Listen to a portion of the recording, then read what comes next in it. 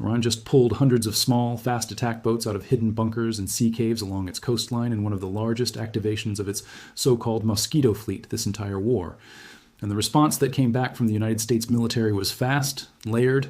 and honestly a pretty clear message about just how seriously this threat is being taken. This is not some minor naval skirmish. This is Iran leaning on the one asymmetric card it has consistently insisted it can still play no matter how badly the rest of its military gets degraded. And it is the American military calling that bluff with precision strikes, coordinated naval assets, and a level of firepower that Iran's own state media has been very publicly downplaying. Before we break down exactly what these boats are, why Iran is betting everything on them, and what actually happened when the United States responded, go ahead and subscribe now. Because this speedboat standoff has become one of the most important and least understood parts of the entire conflict in the Gulf. Let's talk about what these boats actually are first, because understanding the Mosquito fleet is genuinely the key to understanding why this entire standoff matters so much.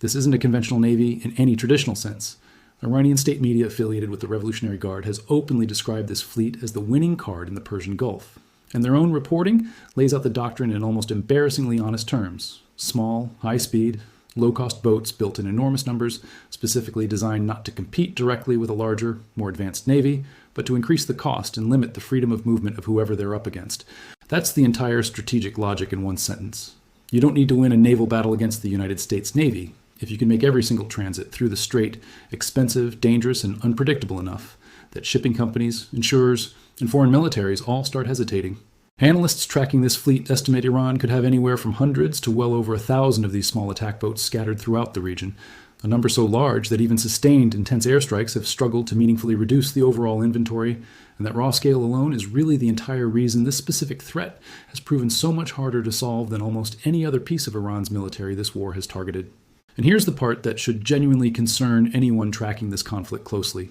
because it isn't just the raw numbers, it's where these boats are actually based. Iranian reporting and open-source military analysis both point to this fleet operating out of cavernous bunkers carved into mountainsides along the coast, along with hidden facilities on islands like Faroe Island sitting inside the Gulf. These aren't boats sitting exposed at a conventional naval pier where a single strike package could wipe out dozens of them in one pass. They're dispersed, hidden, and built specifically to surge out in a coordinated swarm, hit a target or a formation of ships, and then disappear right back into the coastline before anyone can organize an effective response. That's the entire concept behind swarm attack tactics, overwhelming a target's ability to track and respond to multiple fast, small contacts approaching from different directions simultaneously, the naval equivalent of getting stung by dozens of insects at once rather than facing one large, easily targeted threat head-on. Now let's rewind, because the origin story of how this fleet became such a central piece of Iran's strategy tells you a lot about why this latest activation happened now specifically. When the war first opened back in February with a coordinated American and Israeli strike campaign that took out senior Iranian leadership, Iran's immediate response was to close the Strait of Hormuz entirely, transmitting warnings over open radio channels declaring that no ship would be allowed to pass. That triggered a massive American aerial campaign specifically aimed at reopening the strait. And by mid-April, a full naval blockade had been reimposed on Iranian ports in response. Throughout that entire escalation, while ballistic missile sites, drone facilities, and coastal radar networks were getting hammered from the air night after night, Iran kept this speedboat fleet largely in reserve, using it selectively rather than committing the entire inventory at once. That restraint mattered, because it meant Iran was preserving its most survivable asymmetric asset, even while absorbing devastating losses everywhere else across its conventional military. And that brings us to why this specific activation is such a big deal. Because Iran didn't just send out a handful of boats to harass a passing tanker the way they'd done sporadically throughout earlier phases of the war. This was a mass activation, hundreds of boats surging out of hidden positions simultaneously, which is a fundamentally different kind of threat than the isolated harassment incidents that had become almost routine background noise in this conflict. A handful of boats can be intercepted and dealt with using a relatively limited response. Hundreds of boats surging at once forces an entirely different calculation. Because even if the vast majority get neutralized, the sheer volume creates gaps, moments of confusion, and opportunities for a small number of boats to slip through and actually reach a target. That's precisely the math Iran has been counting on this entire war. Not that every boat survives, but that enough of them survive long enough to keep the threat credible and keep shipping companies nervous about transiting the strait at all. It's worth understanding just how far back this doctrine actually goes, because the Mosquito fleet isn't some new invention cooked up specifically for this war. It's the product of decades of institutional experience going all the way back to the tanker war of the 1980s, when Iran first learned that small, fast boats loaded with rocket-propelled grenades and light weapons could genuinely threaten far larger, far more expensive vessels moving through the same crowded waters of the Gulf. That lesson never left Iranian naval doctrine. Every generation of commanders since has refined the concept, adding better boats, better coordination, better hiding spots, and eventually layering in modern additions like shoulder-fired anti-tank weapons, remote detonated explosives packed onto unmanned versions of these same small hulls, and tighter integration with coastal radar and drone surveillance to help coordinate exactly when and where a swarm should surge. So when you see hundreds of these boats activated at once in this current conflict, you're not looking at an improvised response to this specific war. You're looking at the mature, fully developed version of a doctrine Iran has been quietly building and testing for close to 4 decades. Now let's talk about what the United States military actually sent back in response, because this wasn't some cautious defensive posture. Central Command has run coordinated strike packages specifically targeting these small boat formations before, and the scale of past operations gives you a real sense of what a full response to an activation this size looks like. In one earlier wave alone, American forces struck more than 80 separate locations in a single operation, including over 60 Revolutionary Guard small boats caught operating in and around the strait, alongside strikes on air defense systems, command and control networks, coastal radar sites, and anti-ship missile capabilities, all hit in the same coordinated push. That's not a reactive slap on the wrist. That's a deliberate multi-target operation specifically designed to degrade Iran's ability to keep surging this fleet in the first place, hitting the boats themselves alongside the surveillance and command infrastructure that lets Iran coordinate a swarm attack in a synchronized way, rather than as a disorganized mess of individual boats acting on their own. One of the less obvious but genuinely critical pieces of the American response involves how thoroughly networked the entire naval defense picture has become across every ship enforcing the blockade in these waters. Modern integrated combat systems allow ships operating throughout the Gulf to share targeting data with each other in something close to real time, meaning a contact detected by one vessel's radar can be instantly cross-referenced and tracked by every other asset in the formation, including aircraft and unmanned platforms operating in the same airspace. That kind of networked awareness is precisely what makes a coordinated response to a mass swarm activation possible in the first place, because no single ship, no matter how advanced, can track and engage hundreds of small, fast contacts approaching from multiple directions entirely on its own. Distributing that sensor and targeting picture across the entire formation is what turns a chaotic, overwhelming swarm into a series of individually manageable engagements, even when the raw number of boats involved would otherwise be enough to overwhelm any single platform working in isolation. And Iran's response to losing dozens of boats in a single strike wave followed the exact same pattern we've seen throughout this entire war. Immediate retaliatory claims designed to control the narrative rather than sit with the actual damage. The Revolutionary Guard announced it had struck back against roughly 85 separate locations tied to American military facilities in Bahrain and Kuwait, and Iran's parliamentary speaker went on record insisting the United States would face consequences for the strikes. Same playbook every single time.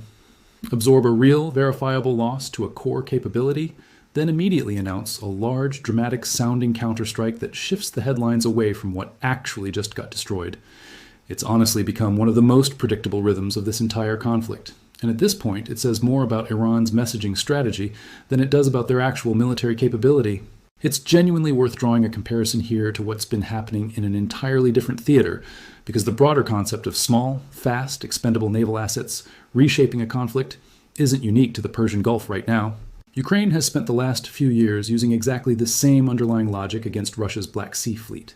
except flipping the roles, using cheap, unmanned surface drones packed with explosives to strike Russian warships and eventually force one of the largest conventional navies on the planet to effectively retreat from its own home waters. The core lesson from both theaters is remarkably consistent. A large, sophisticated navy built around a small number of extremely expensive, extremely capable platforms is genuinely vulnerable to a swarm of cheap, fast, expendable boats, whether those boats are crewed the way Iran's mosquito fleet is, or fully autonomous the way Ukraine's naval drones have been. Iran's studying and adapting lessons from exactly this kind of asymmetric success elsewhere in the world is not a stretch of the imagination. It's almost certainly already happening at some level within their own naval planning circles. And it would be naive to assume the doctrine currently being applied against the United States in the Gulf isn't being quietly refined and updated in real time based on exactly what's working and what isn't, thousands of miles away in a completely different theater of war. Here's the honesty check that has to sit right at the center of this entire story, though, because it would be lazy analysis to pretend the American response has fully solved this problem. Iranian state media, through outlets closely aligned with the Revolutionary Guard, has been extremely vocal about insisting this speedboat fleet remains fully intact despite everything that's been thrown at it, openly boasting that the swarm attack capability is still very much alive and still very much a functioning part of Iran's deterrence strategy. And there's a real strategic logic underneath that claim that's worth taking seriously rather than dismissing outright.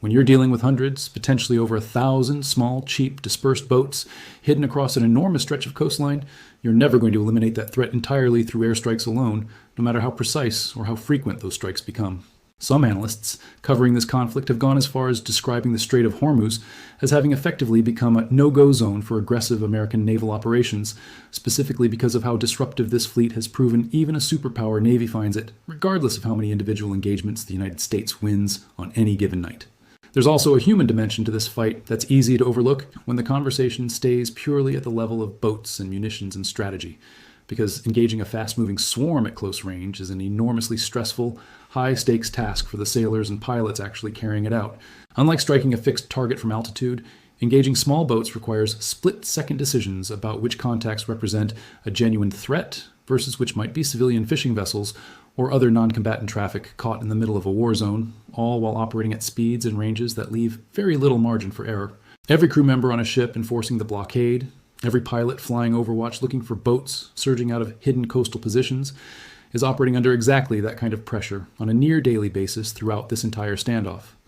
That reality doesn't show up in strike statistics or boat counts, but it's very much part of what makes this particular front of the war so uniquely demanding compared to some of the more conventional strike packages running against fixed targets elsewhere in the conflict. Let's dig into why this particular tactic has proven so stubbornly difficult to fully neutralize, because it comes down to a mismatch that has plagued larger, more advanced navies fighting smaller, more dispersed forces throughout military history. A single American destroyer or a carrier strike group represents an enormous concentration of value, capability, and personnel in one place. That's an incredible advantage in a conventional naval engagement against another large navy. But it becomes a liability in exactly this kind of swarm scenario, because defending against dozens of small, fast, simultaneously approaching contacts with a platform built to fight other large ships requires stretching sensors, weapon systems, and crew attention across far more simultaneous threats than that platform was ever designed to track at once. Every individual speedboat is cheap enough that Iran can afford to lose a large percentage of any given swarm and still consider the operation a tactical success if even a small handful get through, whether that means striking a commercial vessel, laying a mine in a critical shipping lane, or simply forcing an American formation to expend expensive interceptor missiles and munitions on cheap, expendable targets that cost a fraction as much to build. It's also worth understanding this isn't purely an American burden either, because the strain of countering a threat this persistent and this dispersed has pulled in a genuine coalition of regional and international partners over the course of this war. Gulf nations sitting directly along the strait, along with allied naval forces from partner countries operating in the region, have all had to adjust their own maritime security postures, specifically around the reality of this speedboat threat,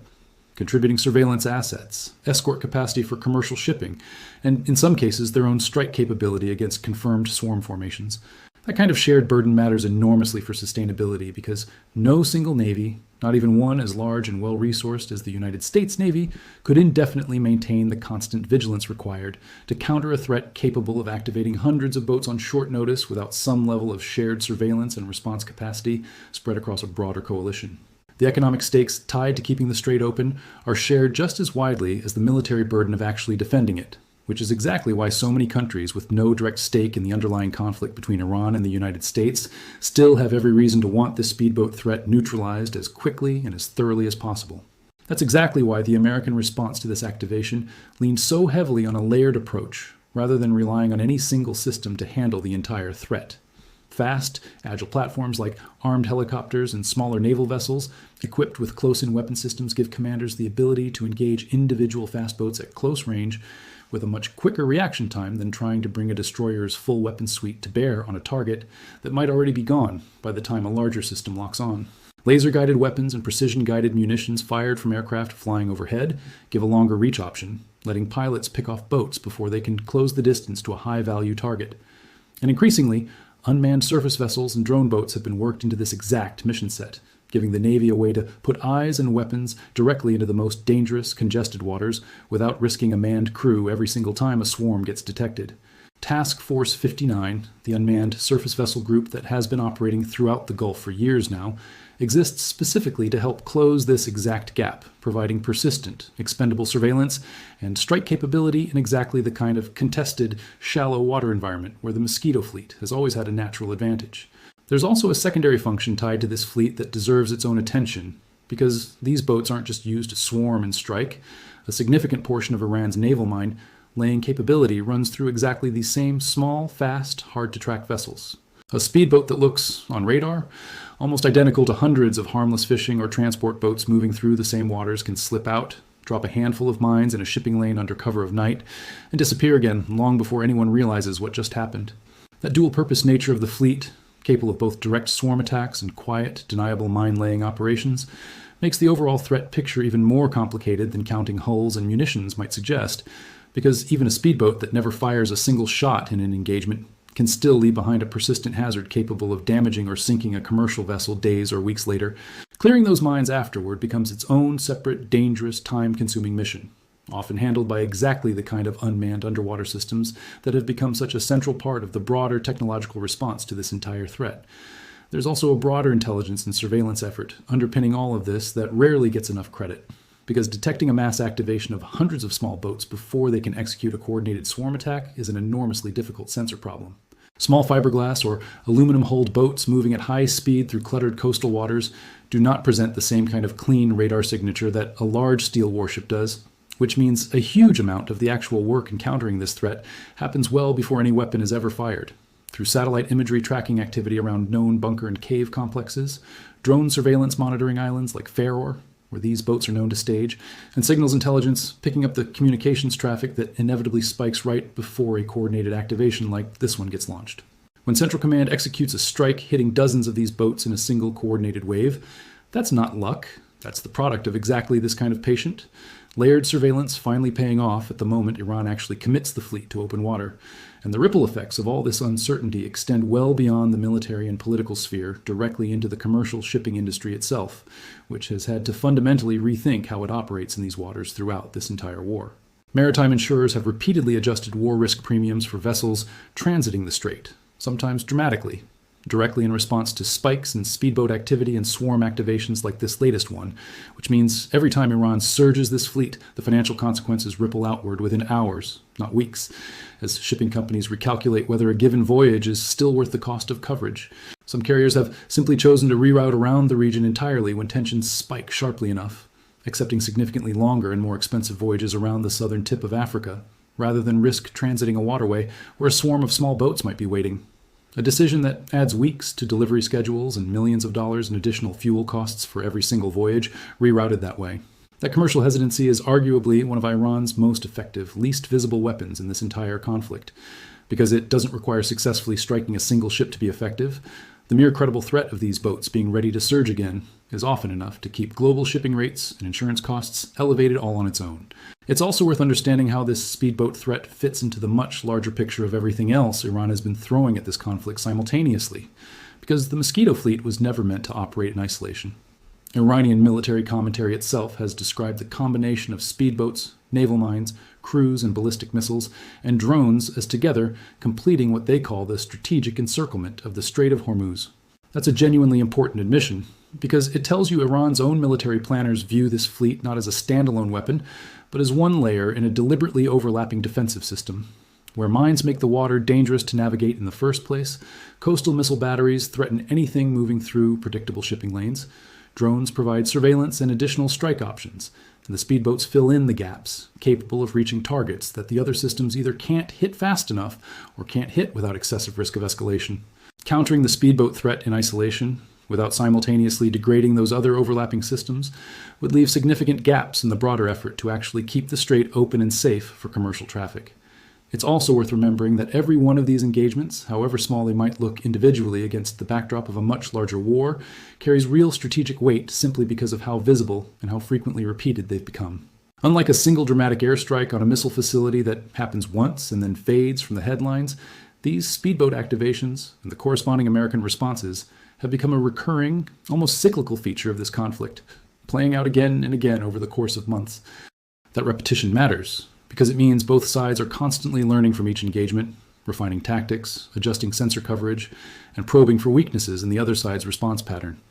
Iran is almost certainly studying exactly how quickly American forces detect and respond to each activation, looking for gaps in coverage or moments of hesitation to exploit in the next surge. And American commanders are just as certainly studying Iran's activation patterns, trying to anticipate the next mass surge before it happens, rather than simply reacting once hundreds of boats are already in open water.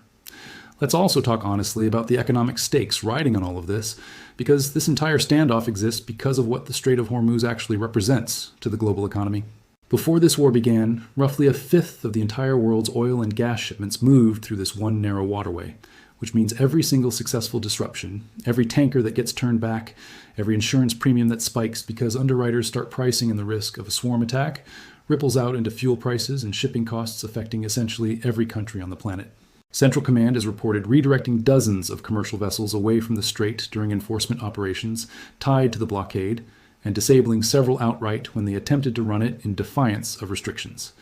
Every one of those disruptions has a direct financial cost, and Iran understands that cost better than almost anyone, because keeping that uncertainty alive, keeping shipping companies nervous enough to either pay dramatically higher insurance rates or avoid the strait altogether, is precisely the kind of pressure Iran has been counting on to eventually force a diplomatic outcome more favorable to the regime than what a purely military resolution would look like. And there's a political dimension inside Iran itself worth paying attention to here, because not everyone within the country's own military and political establishment is fully aligned behind continuing this fight indefinitely. Notably, a former senior commander of the Revolutionary Guard Navy, someone who served during the brutal Iran-Iraq War back in the 1980s, has publicly joined calls for ending the conflict with the United States, arguing that Iran's true victory lies in restoring peace and stability rather than continuing to absorb the costs of open warfare. That's a genuinely significant crack to see forming. A former IRGC Navy commander effectively acknowledging that the price the Iranian people are paying for this ongoing fight is not sustainable, even while state media outlets closely tied to the same institution keep publicly boasting about the Mosquito fleet's continued combat effectiveness. Those two messages sitting side by side, official propaganda insisting on continued strength alongside a respected former commander, quietly pushing for an end to the war, tells you there's real internal disagreement about whether this speedboat strategy, however disruptive it continues to be tactically, is actually worth the mounting cost to the country as a whole. So let's get into the strategic reality of where this actually leaves both sides, because neither side has fully solved the problem the other one represents. Iran has proven repeatedly that this fleet cannot be fully eliminated through airstrikes alone, and that even significant tactical losses in any single engagement don't meaningfully change the overall strategic picture as long as enough boats remain hidden and dispersed across the coastline to keep the threat credible. But the United States has also proven, just as repeatedly, that it can absorb these swarm activations, respond with coordinated multi-domain strikes hitting boats alongside the surveillance and command infrastructure supporting them, and continue enforcing a blockade despite the disruption these boats cause. What you're left with is a genuine stalemate at the tactical level. Iran can keep activating this fleet, and the United States can keep degrading it every single time, without either side achieving a clean, decisive resolution purely through this one piece of the broader conflict. That stalemate dynamic is exactly why this speedboat standoff matters so much for understanding how this entire war is likely to end, because it strongly suggests the resolution isn't going to come from a single dramatic naval battle that settles the question of who controls the Strait of Hormuz once and for all. It's going to come from the slow, grinding accumulation of pressure across every domain simultaneously, the missile and drone infrastructure getting hit night after night from the air, the naval blockade squeezing Iran's oil revenue day after day, and yes, the speedboat fleet getting worn down engagement by engagement, even though it can never be fully eliminated outright. Every strike package that takes out 60 or 80 boats in a single operation doesn't end the threat, but it does force Iran to spend resources rebuilding and redistributing what's left. Resources that could otherwise be going toward missiles, drones, or anything else propping up the broader war effort. Attrition warfare rarely makes for a dramatic single headline moment, but it's very often how wars against exactly this kind of dispersed, asymmetric threat actually get decided over time.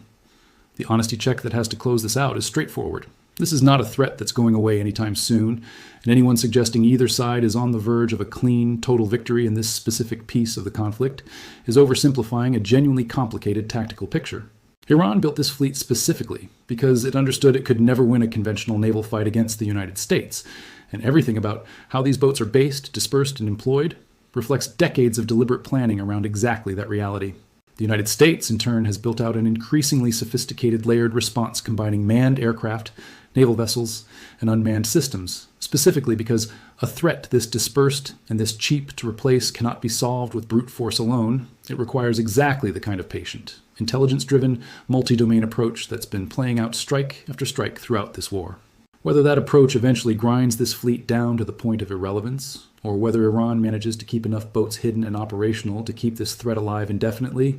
is genuinely one of the more important open questions hanging over how the rest of this conflict plays out. So here's what I want to know from you on this one.